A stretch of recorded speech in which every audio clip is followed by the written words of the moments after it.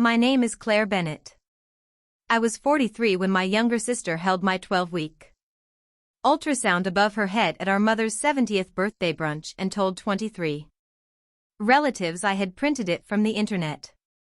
It's fake, Natalie said, pinching the corner of the photograph. She wants Mom to feel guilty before the loan papers are signed. The loan was for $210,000, secured by the farmhouse I legally owned with our mother. The baby was real. Until that morning, only my husband, my doctor. And I knew how many years and failed treatments it had taken me to reach 12 weeks. I expected my mother to demand the picture back. Instead, she looked at me and said, "Claire, maybe you should go home before this gets uglier." So I left with my husband, an untouched slice of lemon cake, and an empty cream envelope. The ultrasound photograph stayed behind, bent between my sister's fingers. Natalie did not understand that the loan required my signature, the title records contradicted her assumptions, and my late father's file contained a protection an attorney would call me. About 3 days later. If you have ever been called dishonest by someone who depended on your silence, stay with me. In my family, Natalie was the person people watched, and I was the person people called when something stopped working. She was 4 years younger than I was, quick with names, quick with compliments, and gifted at making a room feel brighter when she entered it. Even as a child, she understood that affection could be created on demand. She remembered birthdays, brought flowers, cried openly, and made our mother laugh until she had to wipe her eyes. I was quieter. I made lists. I noticed when the electric bill was due and when Dad's truck needed an oil change. By the time I was 16, my mother was saying, "Ask Claire. She'll know." That sentence sounded like respect when I was young. It took me years to understand that it was also a job description. I became a payroll supervisor for a regional hospital outside Columbus, Ohio. It was not glamorous work, but I liked that numbers had rules. A missing decimal could be found. A deduction could be traced. When someone said a payment had been made, there was a date, an authorization, and a record. Families were different. In families, a gift could become an obligation without anyone admitting when the change occurred. My husband, Daniel Reeves, used to say I could reconcile a department of 600 employees but could not recognize when my own relatives were overdrawn on goodwill. Daniel was 46, a commercial electrical estimator, and patient in a way that never felt passive. He did not tell me what to do about my family.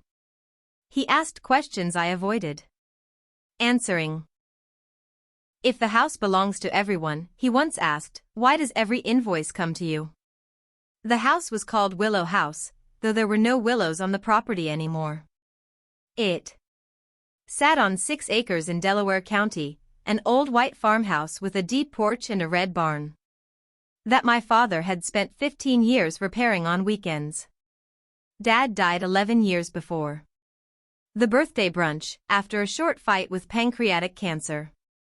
His death rearranged all of us, but not evenly. My mother, Elaine, remained in the farmhouse. Natalie received Dad's brokerage account, valued at a little over $74,000, along with his restored pickup truck. I received his 50% interest in Willow House. My mother already owned the other half. At the time, Natalie said the division made sense. "You love paperwork and property stuff," she told me in the attorney's parking lot. I would have no idea what to do with half a house. What she meant was that she preferred cash. Within 3 years, most of it was gone. Some paid for her divorce. Some went into a children's clothing boutique that lasted 14 months. Some covered private school tuition for her daughter, Leah, during a period when Natalie said public school would crush her confidence. I never asked for an accounting. Because it was her inheritance. Willow House came with a mortgage balance of $118,000. Property taxes, an aging septic system, and a roof that leaked above the upstairs hallway. My mother could manage the utilities and groceries on her pension and Social Security, but not much more. I told myself Dad had left me half the property because he trusted me to keep it stable. For the first 2 years, Mom and I split the mortgage. Then she began calling 3 or 4 days before the payment was due. My prescription cost more this month, she would say. Or, Natalie needs help with Leah's braces. I'll catch up next month. She rarely caught up. I covered the difference because late payments made me anxious and because the thought of my mother losing the house where my father had planted every tree felt unbearable. By the 5th year, I was paying the full mortgage, the taxes, the insurance, and most major repairs. Mom paid utilities and spoke of the arrangement as though it were temporary. Natalie contributed in visible ways. She painted the porch planters. She organized Mother's Day lunches. She posted photographs of Willow House online with captions about roots and legacy. When the barn roof needed replacement, she brought sandwiches to the crew. I paid $28,600 for the roof, but in family memory, Natalie had handled the project because she chose the charcoal shingles. I resented this more than I admitted. Then I felt ashamed for resenting it. That was my emotional weakness. I confused endurance with loyalty. I believed that if I explained myself calmly enough, paid one more bill, and prevented one more crisis, the family would eventually notice the difference between being loving and being useful. Each time they failed to notice, I worked harder. 5 years before the brunch, Natalie began using the barn for small events. At first it was harmless. A neighbor's anniversary dinner. A graduation party. A baby shower with borrowed tables and strings of warm lights. Natalie had always been good at decorating, and people praised her photographs. She created a social media page called Willow House Gatherings and asked whether she could host a few things during the summer. It will help Mom, she said. And it will keep the place alive. I agreed, provided she carried insurance and did not alter the structure without discussing it with me. She hugged me and said, "This is why you're the best. You think of the boring things, so I can make the beautiful things happen." That sentence should have warned me. The few summer events became 12 bookings the next year, then 21. Natalie bought chairs, linen, and an archway.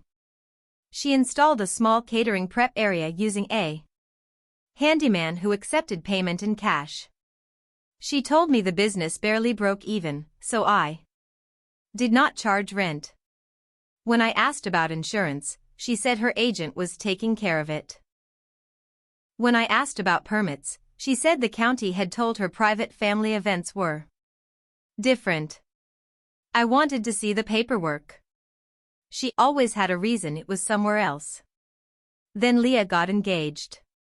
Leah was 24, thoughtful, observant, and far less like her mother than Natalie realized.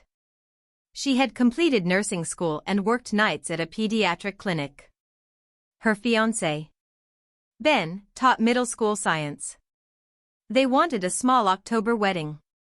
Natalie wanted a showcase. This could put Willow House on the map, she told us over dinner. Once people see what we can do with a real wedding, the bookings will explode. The barn needed work before it could safely hold the 160 guests Natalie had invited in her imagination. It needed proper exits, accessible restrooms, upgraded electrical service, fire suppression, parking improvements, and a commercial kitchen if she intended to advertise full-service events. Daniel estimated the necessary work would exceed $150,000 before finishes. Natalie called that negative thinking. By then, Daniel and I had been trying to have a child for almost 5 years. We had endured 3 failed treatment cycles and 1 early loss I told almost no one about. My mother knew. We had appointments. Natalie knew we had spent money. Neither understood how grief could enter a marriage quietly, sit at the kitchen table, and leave no visible mess for anyone else to clean. When the 4th treatment finally worked, Daniel and I decided to wait until 12 weeks before telling the family.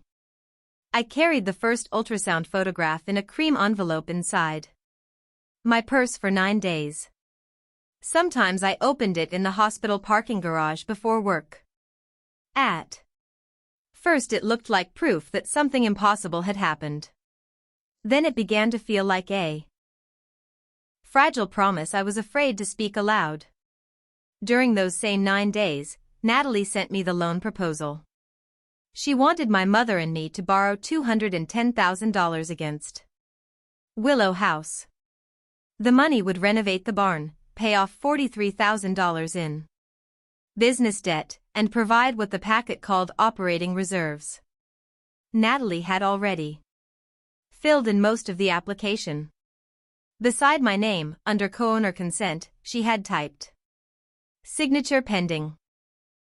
I told her I needed time to review it. She replied, "We don't have time. Leah's wedding is in 4 months, and the contractor needs a deposit Friday." I said I would discuss it after Mom's birthday. That was the first boundary I had drawn in years, and Natalie treated it as a personal attack. My mother's birthday brunch took place on the back lawn of Willow House on the 2nd Sunday in May. Natalie had arranged long tables under a rented white canopy, with pale yellow napkins and jars of peonies down the center. She had made a seating chart for a family gathering, which told me the morning mattered to her as a performance. Daniel noticed it too. "You can still tell your mother privately," he said as we parked near the orchard. I touched the cream envelope inside my purse. "I don't want it to look like I'm avoiding."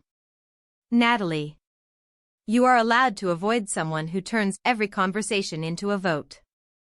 I gave him a look, but he was not wrong. Natalie greeted us beside the porch. She wore a green wrap dress and held a clipboard even though caterers were carrying the food. Her smile stayed in place when she hugged me. "Did you bring the signed pages?" "I brought Mom's gift." "Claire." "Not today." She lowered her voice. "The contractor is holding the estimate through tomorrow. If you drag this out, the price goes up, and Leah is the one who suffers." Leah, standing 10 feet away with Ben, heard her name and looked toward us. I said, "This is not Leah's responsibility, and it should not be used to rush a secured loan." Natalie's expression sharpened for half a second. Then Aunt Marjorie arrived, and my sister turned into sunlight again. For the first hour, I did what I always did. I helped Mom find the shawl she had misplaced. I moved a chair so Uncle Ray could sit without stepping on uneven ground. I found an extension cord when the coffee urn stopped heating. Natalie moved from table to table, receiving compliments. Mom seemed happy. That mattered to me. It was why I nearly waited another week.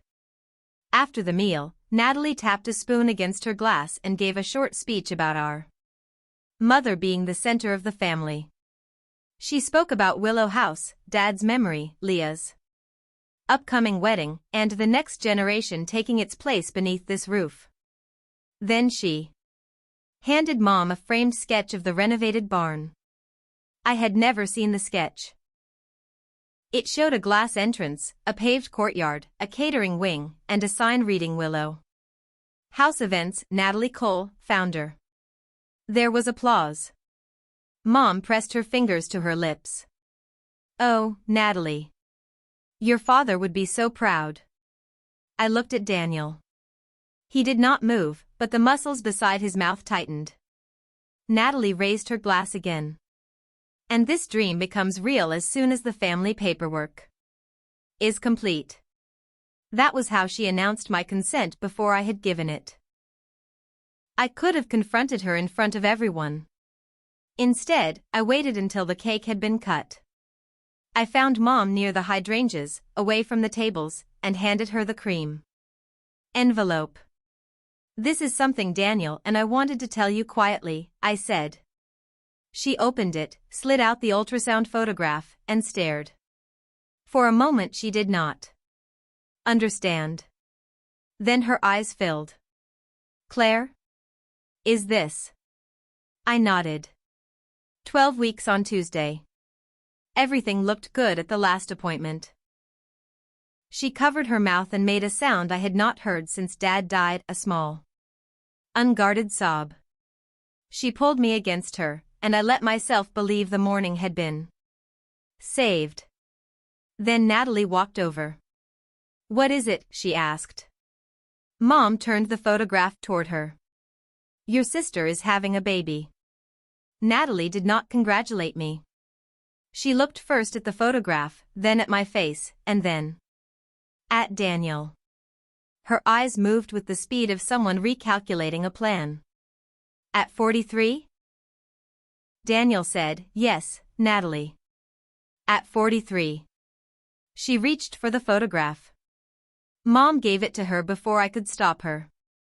Natalie studied the image.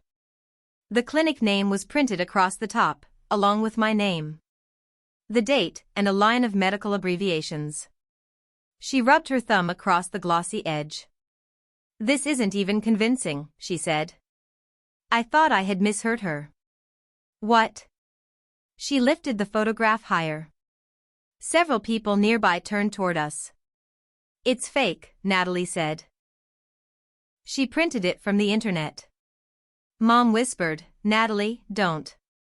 But my sister was already speaking to the gathering, not to us. "I'm sorry, but everyone needs to understand what she's doing. She waits until Mom's birthday, right after we discuss the loan, and suddenly there's a miracle baby. She wants Mom emotional before the papers are signed." The conversations under the canopy stopped one by one. I said, "Give me the picture. There are thousands of these online. You can add a name to anything now. Give it back." She held it against her chest. "Then show us the medical portal. Show us an appointment. If it's real, why are you hiding it? There are humiliations that make you angry immediately, and there are humiliations so precise that your mind becomes strangely practical." I noticed the smear of frosting on Natalie's left thumb. I noticed that the photograph had bent slightly where she gripped it. I noticed Aunt Marjorie looking down at her plate, pretending she had not heard. I also noticed my mother was not defending me. Daniel stepped forward. "You do not get access to Claire's medical records because you made an accusation at a birthday party. Hand her the photograph." Natalie gave a short laugh. "Of course you're in on it. You both need a reason to keep control of the property. A baby gives Claire a perfect excuse to say she needs security." Leah said, "Mom, stop." Natalie turned on her. "You stay out of this. This affects your wedding." That sentence exposed more than she intended. Leah's face changed. Not dramatically. She simply looked tired. I held out my hand. "Last time. Give me the photograph." Mom finally spoke, but not to Natalie. "Claire, maybe you should go home before this gets uglier." I looked at her for several seconds. "You want me to leave?" "I want everyone to calm down. Natalie has been under terrible pressure. We can discuss this Privately. She called my pregnancy fake in front of the family. Mom's voice dropped. And standing here arguing will not make it better. There it was, the rule I had lived under since childhood. Natalie could create the emergency. I was responsible for restoring peace. I took my purse from the back of my chair. Daniel collected our coats even though the day was warm. As we walked toward the car, I heard Natalie say, "See? She won't prove it." I stopped. Daniel put one hand lightly against my back. "You don't owe them a performance." So I kept walking. We drove 7 miles before I realized I was still holding the little paper box containing my untouched cake. I set it on the floor and began to cry without sound. Daniel pulled into an empty church parking lot and turned off the engine. "I should have said more," I told him. "You said enough. They'll believe her. Some of them will believe whatever costs them the least." I hated that sentence because it was true. At home, I opened the patient portal on my laptop. My test results, appointment notes, payment receipts, and ultrasound report were all there. For 10 minutes I considered taking screenshots and sending them to the family group chat. Daniel sat across from me at the kitchen table. "Will that make you feel safer?" "It will prove she lied." "No. It will prove you are willing to surrender private information whenever Natalie demands it. Those are not the same thing." I closed the laptop. At 6:18 that evening, Mom called. I let it ring twice before answering. "Your sister is upset," she began. I almost laughed. "Natalie is upset? She thinks you chose today to undermine the loan." "I chose today to tell my mother she was going to have a grandchild." "I know, honey. I do. But the timing was unfortunate." "The timing of my pregnancy?" "That is not what I meant. I waited for her to say she believed me. She did not. Instead, she asked, 'Could you at least sign the preliminary authorization so the bank can continue?' It doesn't mean you are accepting the final terms." My grief turned cold and clear. "No." Mom went quiet. I had said no to my mother before, but usually with padding. "Not this week. Let me check." I wish I could. This time there was one word and nothing behind it. "Claire, please don't punish everyone because Natalie behaved badly." I am not punishing anyone. I am refusing to secure her business debt with my home. It is my home too. Exactly. Which is why neither of us should sign anything we do not understand. She ended the call by saying she was disappointed in me. At 10:41, Leah texted. "I am sorry about today. I should have taken the picture from her." A second message arrived before I could answer. "Mom told us last night that you might fake a pregnancy announcement because you couldn't stand my wedding getting attention. She had this planned." I didn't believe her, but I didn't warn you either. I am really sorry. I read the message 3 times. The betrayal at the brunch had felt impulsive, ugly, and cruel. Leah's text made it deliberate. Natalie had prepared an explanation for my pregnancy before she even knew whether there was a pregnancy to explain. I typed, "None of this is your fault. Your wedding gift from Daniel and me is still yours. We will pay vendors directly, as planned." Leah replied with one line. "Please don't sign the loan for me." That was the first person in my family who said what I needed to hear. On Monday morning, I went to work early and did what I had always done when emotions became unreliable. I opened a spreadsheet. I listed every known cost connected to Willow House for the previous 11 years. Mortgage payments, property taxes, insurance premiums, roof replacement, Septic repairs. Furnace. Tree removal. The new well pump. I had records for nearly all of it because I had paid by check or bank transfer. The total I had contributed above my legal half was $103,840. I stared at the number for a long time. I had known it was substantial. Seeing it in one cell was different. That amount did not include the hours I spent meeting contractors, disputing assessments, or managing renewals. It did not include the $12,000 I had lent Natalie during her divorce, of which she had repaid $2,000. It did not include the 7 years of free barn use. At 9:15, a man named Richard Hale from Great Lakes Community Bank called my office. Ms. Bennett, I am following up on the commercial property improvement application for Willow House Events. We need to verify your authorization as a co-owner. I closed my office door. I have not authorized an application. There was a pause. We have a preliminary package identifying you as a consenting owner, with final signature pending. Who submitted it? The business applicant, Natalie Cole, with Elaine Bennett as proposed borrower. Please mark the file clearly that I do not consent to any lien, mortgage, guarantee, or use of my ownership interest. Send me a copy of everything I am legally entitled to receive. His tone became more formal. I can note that. You may also wish to speak with counsel.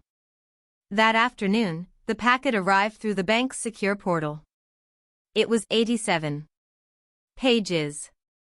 Natalie had described Willow House Events as a 5-year-old venue with average annual revenue of $280,000.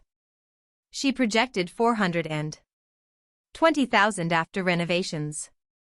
I had seen no tax returns supporting those numbers. The application listed the farmhouse and all 6 acres as the business location. It identified Natalie as founder and managing operator. Under property control, it said, family-owned. Long-term operational authority granted. No such authority existed. Attached was a letter titled Owner Acknowledgement. My mother's signature appeared at the bottom. Mine did not. Instead, someone had typed my full legal name beneath a blank line and added, verbal approval confirmed, wet signature to follow after family celebration. The phrase family celebration made me feel physically ill. I called Mom. Did you tell the bank I approved the loan? Natalie said the application had to be submitted to hold the rate. That is not what I asked. Did you tell them I approved it? I said you were reviewing it. The letter says my verbal approval was confirmed. She sighed as though I were focusing on a technicality. Then Natalie worded it badly. That can be corrected. Mom, did you read the revenue figures? She explained them. Did you see tax returns? I trust my daughter. I almost said, you have 2 daughters. Instead, I asked for the business records. Mom said, you are making this into an investigation. It became an investigation when someone told a bank I had agreed to secure a loan. Natalie called 5 minutes later. Why are you harassing Mom? Send me the last 3 years of business tax returns, bank statements, booking contracts, insurance certificate, and permits. She gave a sharp breath. You are not my accountant. You are asking me to risk my ownership interest. The house has plenty of equity. Equity is not income. How will the loan be repaid? From bookings. You saw the projections. I saw claims. I asked for records. She became quiet, then changed tactics. Claire, I am sorry about yesterday. I shouldn't have challenged you in front of people. But you have to admit the announcement looked strategic. It was not an apology. It was a request that I participate in my own accusation. Send the records, I said. Are you really pregnant? I ended the call. The next inconsistency arrived through an ordinary envelope. Our homeowner's insurer sent an annual renewal questionnaire to both owners. One question asked whether the property was used for weddings, paid events, short-term rentals, or other commercial activity. The previous year's form, completed by my mother, had all 4 boxes marked no. I called the agent and asked what coverage existed for the barn events. He said, our file describes occasional non-commercial family gatherings. If there is a business operating on site, we need to reevaluate immediately. Would the current policy cover a paying guest injured during an event? I cannot give a coverage opinion on a hypothetical claim, but I can tell you the commercial exposure was not disclosed. I wrote down every word. Daniel reviewed the electrical photographs from Natalie's social media page that evening. He zoomed in on the catering area. Those receptacles were added after I last inspected the barn, he said. And that panel is not sized for what she's running. Could it be dangerous? It could be overloaded. I would not put 160 people in there until a licensed electrician and the county look at it. I felt another layer of guilt, because I had allowed the events to continue without insisting on proof. My name was on the deed. If someone was hurt, saying Natalie told me it was handled would not undo the injury. On Wednesday, Leah came to our house after her shift. She looked exhausted. She carried the cream envelope I had left at Willow House. I found it under the gift table, she said. Inside was the ultrasound photograph. A crease ran diagonally through the black border. There was a small frosting mark near the date. I held it by the edges. I'm sorry, Leah said again. You did not do this. I knew Mom was getting desperate about the loan. I didn't know how desperate. She told us Natalie had already taken deposits for 9 events scheduled after the proposed renovation. 3 contracts promised indoor capacity of 200 guests. 2 included use of a commercial kitchen that did not exist. The deposits totaled more than $60,000. Where is the money? I asked. Leah looked down. She said some went to business debt and some to the contractor. But the contractor keeps calling her. I don't think he got it. Daniel asked, does Ben know? Not all of it. Mom says if the loan closes, everything works. She keeps saying the money is only out of order, not missing. That phrase stayed with me, out of order. In payroll, money could be late, misclassified, incorrectly withheld, or diverted. It could not be out of order in a way that made obligations disappear. Leah reached into her bag and handed me a printed event contract. Natalie had used the Willow House name, the property address, and a logo featuring the outline of the farmhouse. The contract said the venue had exclusive legal control of the premises. At the bottom, under property representative, was my mother's name. Did Mom sign this? I asked. I don't know. The signature looked like hers.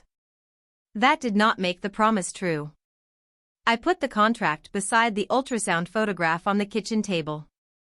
One was an image my sister had called fraudulent even though it was real. The other was a document she treated as legitimate even though it promised rights she did not possess. For the first time, the pattern became impossible to ignore.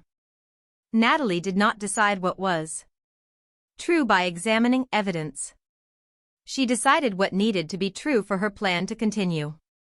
The following Friday, I met with Margaret Sloan, the attorney who had handled my father's estate. Her office occupied the second floor of a brick building above a pharmacy in downtown Delaware. I brought the bank packet, the insurance questionnaire, the event contract, and my spreadsheet of Willow House expenses. Margaret was in her early 60s, with silver hair cut at her chin and a habit of reading every page before offering an opinion. She did not react when I explained the birthday brunch.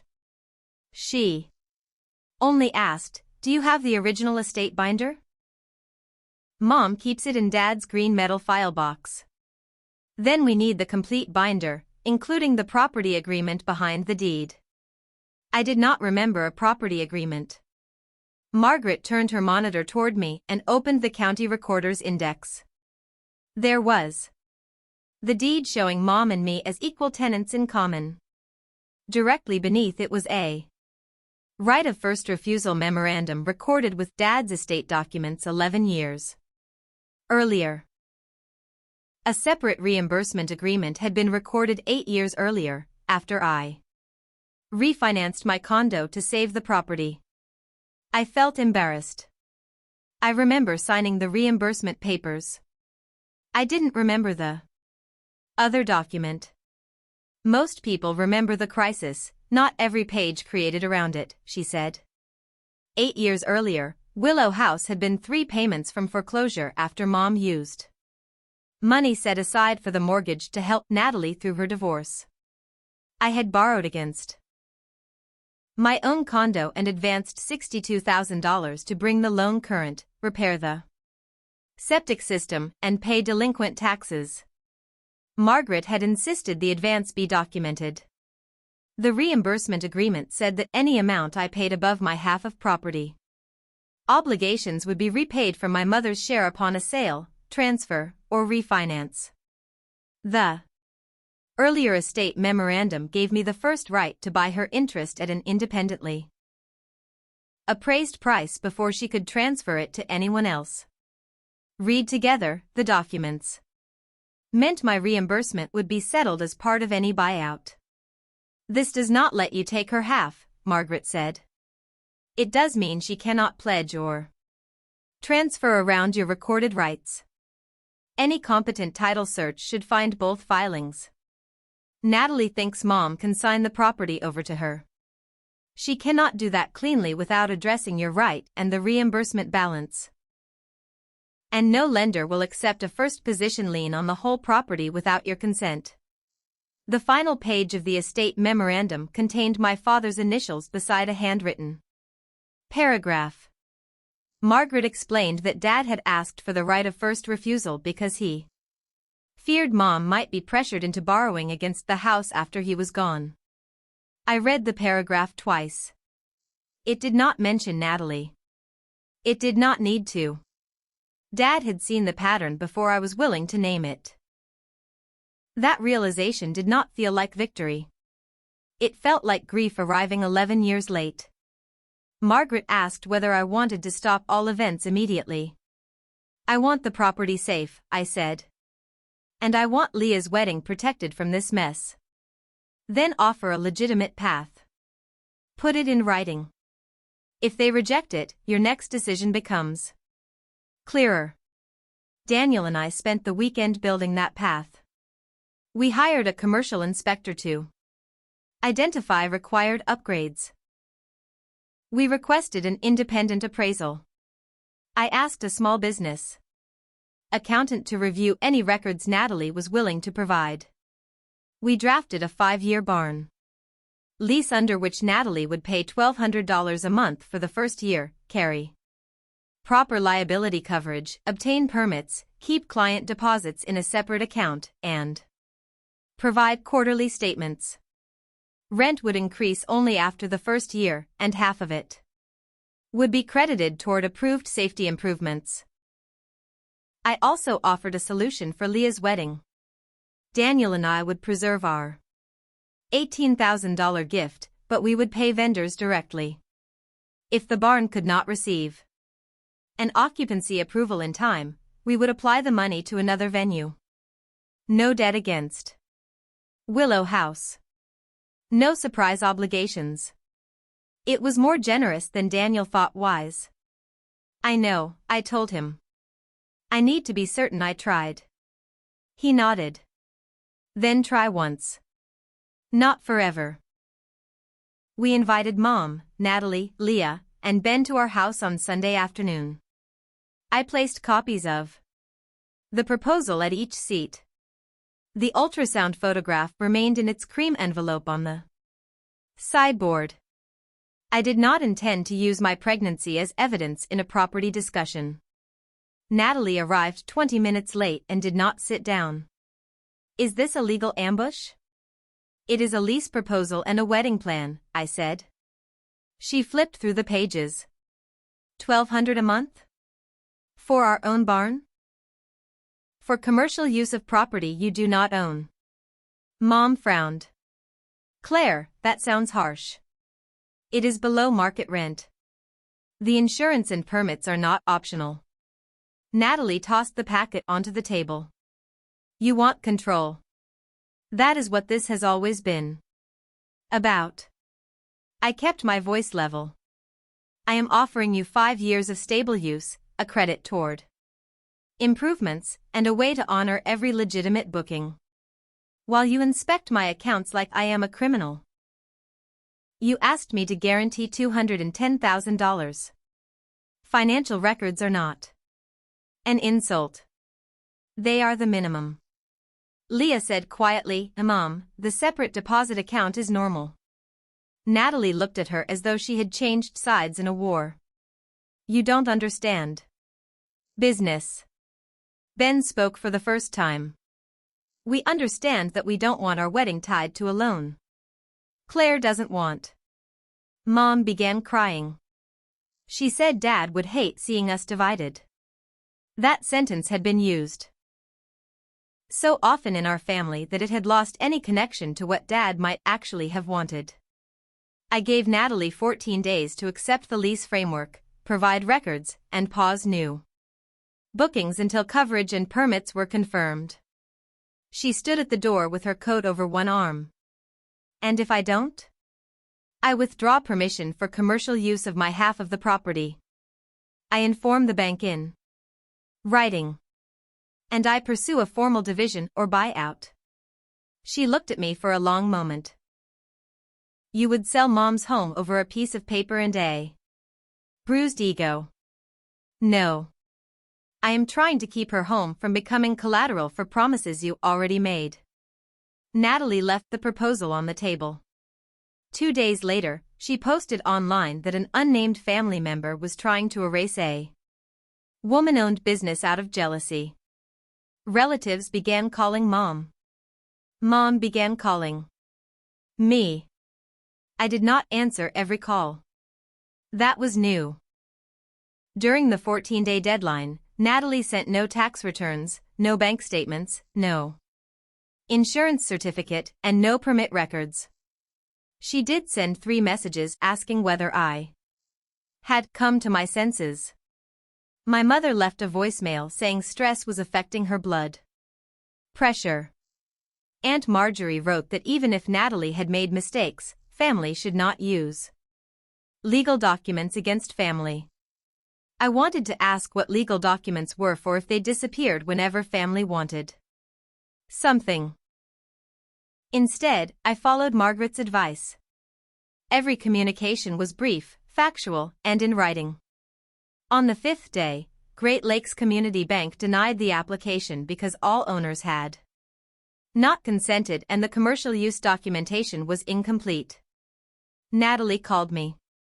Within 10 minutes. You killed the loan. I declined to secure it. Same thing. No. The same thing would be if the loan belonged to me. It does not. She said the contractor would sue her, clients would demand refunds, and Leah's wedding would be ruined. Each consequence was described as something I was doing rather than something she had risked before asking permission. Accept the lease framework, I said. Open the records. We can still stabilize this. I will never pay you rent for Dad's barn. Then you are choosing not to operate there. She hung up. The next morning, the insurance agent issued a notice that the homeowner policy would not renew unless commercial events stopped or separate coverage was bound. This was not something I had secretly arranged. The insurer had learned the truth because I answered its questionnaire accurately. Natalie called that betrayal too. The commercial inspector found overloaded circuits, inadequate exit lighting, and unprotected loft stair, and restrooms that could not support the advertised capacity. None of the problems was impossible to repair. Together, they made the barn unsuitable for paid gatherings at the scale Natalie had promised. I sent formal notice that no commercial event could take place after 30 days without written proof of coverage and required approvals. I allowed 2 small events already scheduled within that period to proceed if Natalie hired security, limited attendance, and obtained temporary event insurance. I was still trying to reduce harm. She booked another wedding instead. Leah forwarded me the confirmation email. It promised a September date, 200 guests, a licensed catering kitchen, and exclusive access to Willow House. The client had paid a $9,000 deposit. That was the moment my uncertainty ended. I had spent years believing Natalie acted recklessly because she assumed someone would save her. The new contract showed something harder. She was creating obligations, specifically to make rescue feel unavoidable. The more people she placed behind her mom, Leah, clients, vendors, the crueler my refusal would appear. I could not keep calling that helplessness.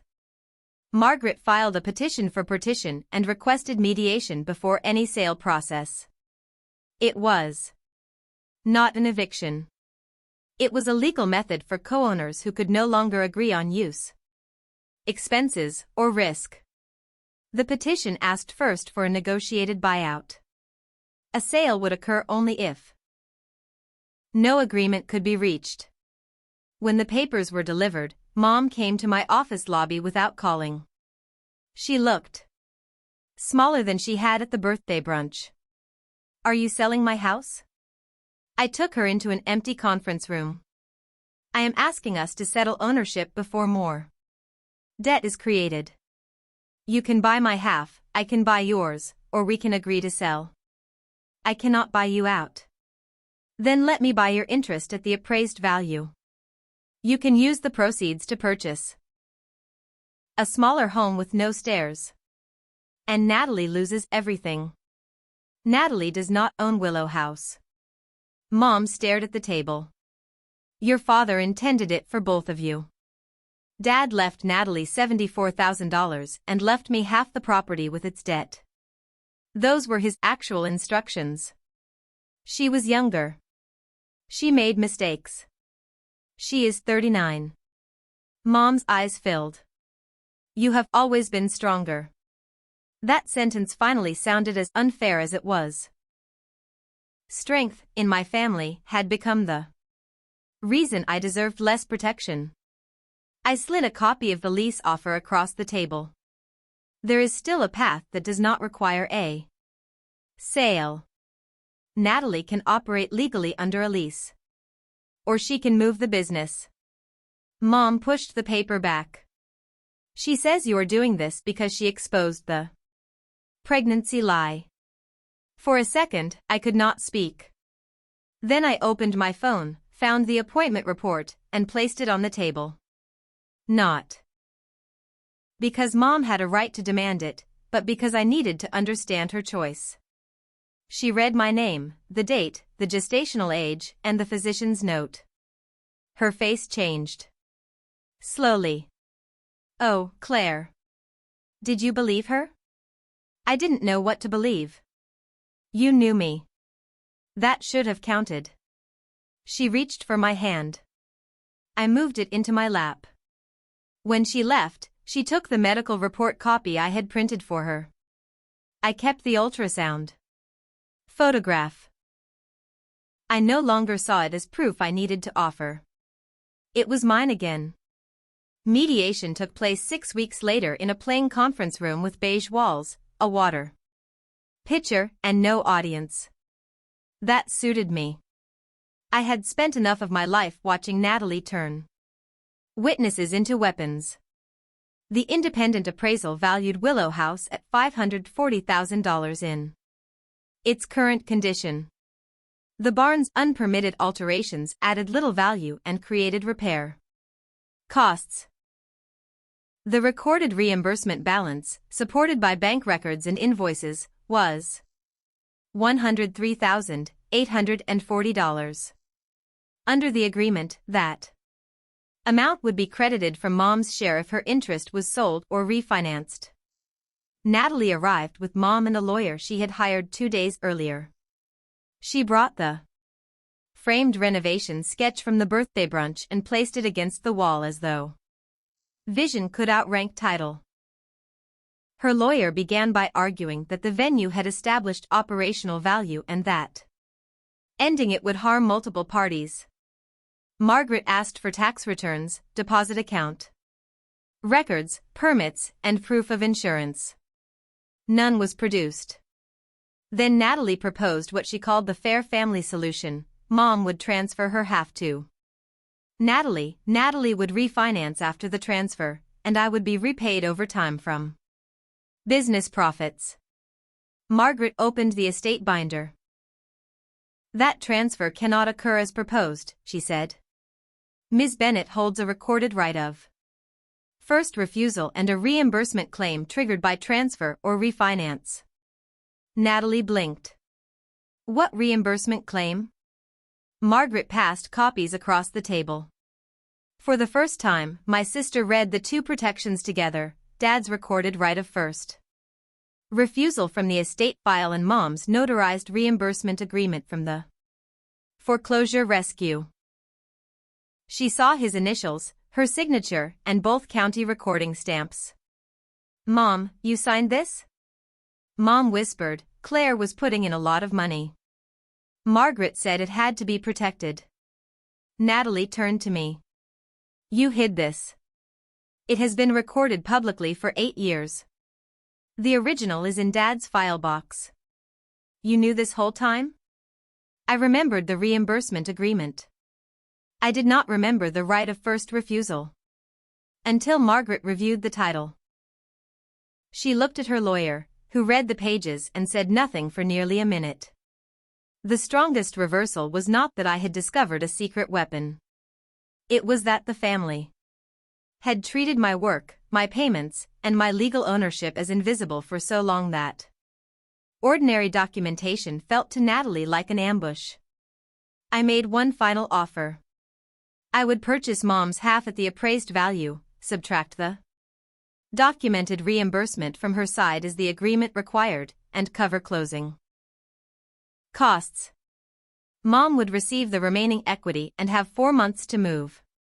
I would also contribute up to $18,000 toward relocating Leah's wedding, as promised. Natalie could remove her business equipment from the barn without charge. Existing clients would receive honest notice and access for pickup or inspections, but no new events would be held without approval. Alternatively, Mom and Natalie could buy my half under the same appraisal, provided they paid the reimbursement balance and released me from every property obligation. The mediator asked whether they had financing. They did not. Natalie said, "You know we can't do that." Then the first option keeps Mom from a forced sale and gives her substantial equity. And gives you the house. It gives me the half I already own and the half I am paying fair value to purchase. She pushed back from the table. All because I said one thing at a party. I had carried the cream envelope in my bag, though I had not planned to show it. I took out the creased ultrasound photograph and placed it between us. This is not because you said one thing. This is because you lied about this, lied to the bank about my consent, lied to the insurer about commercial use, and sold dates you had no authority to promise. Then, when I gave you a legal path forward, you booked another wedding. Natalie looked at the photograph but did not touch it. You wanted everyone to believe the real document was fake, I continued, and the false promises were real. I am done living inside that arrangement. Mom began to cry. Natalie did not. She stared at the framed sketch across the room, at the sign with her name painted beneath a building she did not own. The mediation ended with Mom accepting my buyout, subject to financing and closing. Daniel and I qualified for a mortgage using our combined income and the equity in my existing half. There was no instant judgment, no dramatic arrest, and no cheering crowd. There were appraisals, disclosures, signatures, and 37 days of difficult silence. Karma arrived through ordinary channels. Over the next 5 months, without the property as free collateral, Natalie's renovation financing disappeared. Without insurance and occupancy approval, the autumn bookings had to be cancelled or moved. Because she had spent part of the deposits on old debts, she could not refund everyone immediately. 2 clients obtained civil judgments. She sold her SUV, closed Willow House events, and took a salaried job coordinating banquets at a hotel where contracts, deposits, and capacity limits were handled by other departments. Leah moved her wedding to a restored community arts hall. It held 90 people, not 160. Ben's students made paper constellations for the tables. Daniel and I paid the venue and caterer directly. The wedding was warm, safe, and far more like Leah than the showcase her mother had planned. Natalie attended, but she did not give the speech she had written about family legacy. Leah asked her to keep it simple. That consequence hurt Natalie more than losing the barn. Her daughter had stopped allowing her to define what love was supposed to look like. Mom purchased a 2-bedroom condominium 12 minutes from Willow House. It had an elevator, a small balcony, and no septic system for anyone to panic about. The sale left her with enough money to live comfortably if she stopped funding Natalie's emergencies. Whether she would stop completely was not something I could control. Our relationship changed. She apologized for asking me to leave the birthday brunch, but her apology included the sentence, "I was trying to protect both my daughters." I told her sending the accused person away had protected only one of us. We spoke every week, then every other week. She attended 2 prenatal appointments after. I invited her, but I did not give her unlimited access to my fear or my plans. Love remained. Trust returned more slowly. Natalie sent one email 3 months after mediation. I was under unbearable pressure, and I handled things badly. I should not have said the picture was fake in front of everyone. I hope someday you can understand why I panicked. I answered with 3 sentences. I understand that you were afraid. Fear does not excuse what you did. Any future relationship between us will require honesty and a direct apology without blaming the pressure. She did not reply. Our son, Samuel, was born 7 weeks after Leah's wedding. He arrived early but healthy enough to come home after 9 days.